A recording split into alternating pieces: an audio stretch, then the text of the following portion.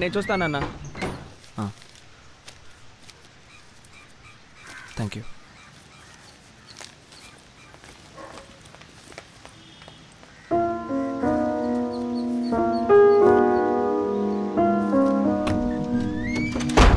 నాన్న నువ్వు రావచ్చు కదా. ఇక్కడ ఉన్నప్పుడు నేను ఒంటరిగా ఉన్నాననే ఫీలింగ్ నాకు ఎప్పుడూ రాలేదురా. ఇప్పుడేగా ఉద్యోగం దొరికింది. నీకు హైదరాబాద్ ఏం కొత్త కాదుగా. నువ్వు వెళ్ళి మన ఇంట్లోనే ఉండు. అంత పెద్ద ఇంట్లో నేను ఒక్కడనే ఉండి ఏం చేస్తాను చెప్పు. మరి ఎక్కడ ఉండాలనుకుంటున్నావు? నేను అమీర్ గారితో ఉంటాను. ఓ అంటే ఇక నేను ఎంత చెప్పినా వినమన్నమాట. ఏం నాన్న? ఒరేయ్ ఒక సెల్ ఫోన్ అయినా కొనుక్కోవచ్చు కదా. అది పెద్ద మ్యాటర్ నాన్న, అవసరమైతే కొనుక్కోవచ్చు. హలో నేను అమీర్రా. చెప్పరా. ఏంటి కొనుక్కోవాలంటున్నావు? నాకు కూడా ఒకటి కలిసి బాబు. అదేం లేదురా చెప్పు. పరిస్థితి ఏంటి? ఎప్పుడు వస్తున్నావు హైదరాబాద్? ఆల్ సెట్, బయలుదేరి వచ్చేయడమేరా.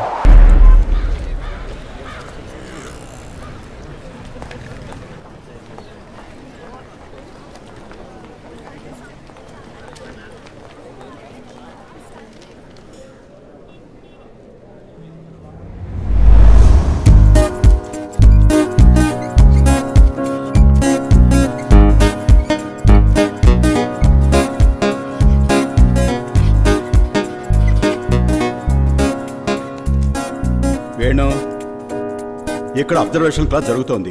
నువ్వేం అబ్జర్వ్ చేయలేదని నాకు తెలుసు. నువ్వేం అబ్జర్వ్ చేసావు చెప్పు.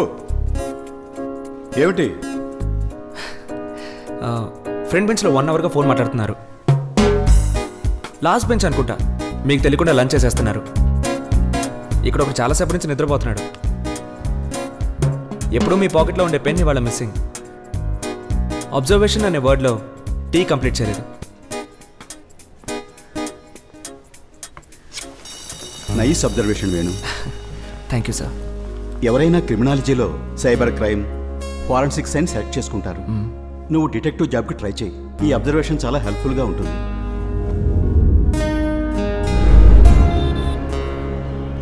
ఎవరిని వెతుకుతున్నావు? సార్ గోవర్ధన్ సార్ని మీట్ అవుదామని వచ్చాను. అయితే మా కోసం కాదనమాట. అంతన్నీ సార్, ఇవాళే ఊరి నుంచి వచ్చాను. నాకు ఆఫర్ వచ్చింది సార్. ఆ విషయం గోవర్ధన్ సార్కి చెబుదామని వచ్చాను. సార్ రిజైన్ చేసి వెళ్ళిపోయి 3 నెలలు అవుతుంది. ఏమైంది సార్? బేసిక్గా ఆయన ఏ విషయం ఎవరితోనూ షేర్ చేసుకోరని తెలుసు కదా. మాతో కూడా ఏమీ చెప్పలేదు. ఆయన పర్సనల్ డిసిషన్ అంతే. మేం మాత్రం ఏం చేస్తాం? నువ్వే అతనికి చాలా పెట్ స్టూడెంట్. నీ మీద ఆయనకి ఎమోషనల్ బాండింగ్ ఎప్పుడూ ఉండేది. నువ్వు ఆయన్ని మీట్ అయితే మంచిది. Okay sir.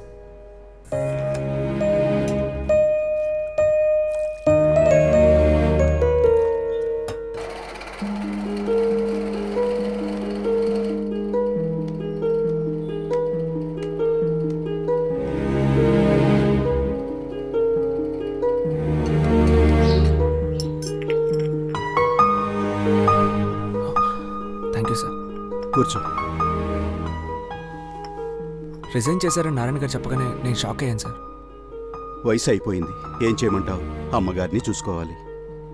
Actually I'm waiting for a right time. ఇప్పుడు కన్సల్టెంట్ని, working on my own time, own ways. అది సరే కానీ నీ సంగతి చెప్పు. సార్ ఆఫర్ వచ్చింది. Oh very good. Radical detective service. You are getting place.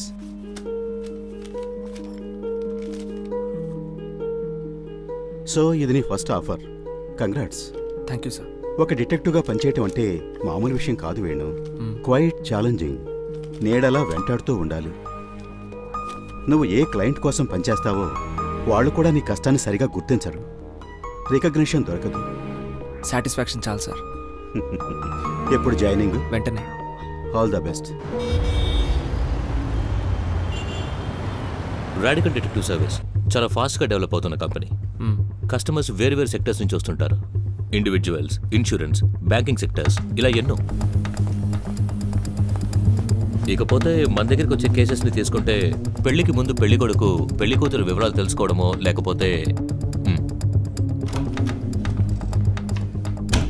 Please yeah so company finance misusers, fraud suspects సంబంధించిన డీటెయిల్స్ కలెక్ట్ చేయడం, ఒక ఇండివిజువల్ డీటెయిల్స్ సేకరించి సంబంధించిన వాళ్ళకి ఇవ్వడం, ఇలా ఒక్కొక్క కేసు డిఫరెంట్గా ఉంటుంది. సో మన కోర్ కాన్సన్ట్రేషన్ ఏంటంటే shadowing and surveillance. One question, ఎందుకని ఈ జాబ్ మీకు నచ్చింది? ఈ జాబ్ నచ్చింది ఇందులో ఉన్న ఛాలెంజెస్ వల్లే, ఆల్సో ఒక్కొక్క నిమిషం ఇందులో ఉండే ఇంట్రెస్టింగ్ ఎక్స్పీరియన్సెస్. బట్ మన జాబ్కి బేస్ ట్రస్ట్, నమ్మకం. సమ్ టైమ్స్ మీరు పర్సనల్ డేటా కలెక్ట్ చేసేటప్పుడు బ్రేకింగ్ ద లా అనే సిచ్యువేషన్ కూడా రావచ్చు. బట్ మీరు అలా కలెక్ట్ చేసే డీటెయిల్సే క్లయింట్ని సేవ్ చేస్తాయి. క్లయింట్స్ మనం ఇచ్చే డీటెయిల్స్నే నమ్ముతారు, అండ్ వాళ్ళకి సంబంధించిన డీటెయిల్స్ వెరీ కాన్ఫిడెన్షియల్.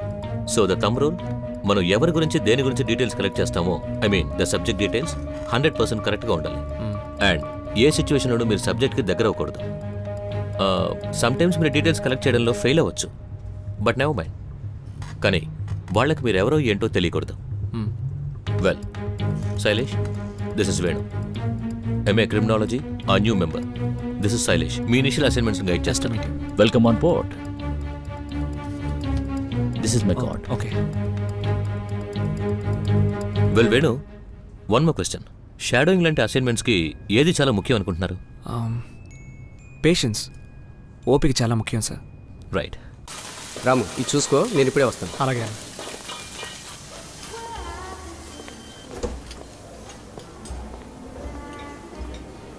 చెప్పండి సార్, నన్ను కలవాలన్నారట. మీకేం కావాలో వెయిటర్తో చెప్పారంటే అతను తెస్తాడు. కూర్చోరా. సరే, జాబ్ సంగతి ఏమైంది? జాయిన్ అయిపోయాను. ఫస్ట్ అసైన్మెంట్ కూడా ఇచ్చారు, సో స్టార్ట్ చేయడమేరా. సరే, ఇంకేమైనా విషయాలున్నాయా?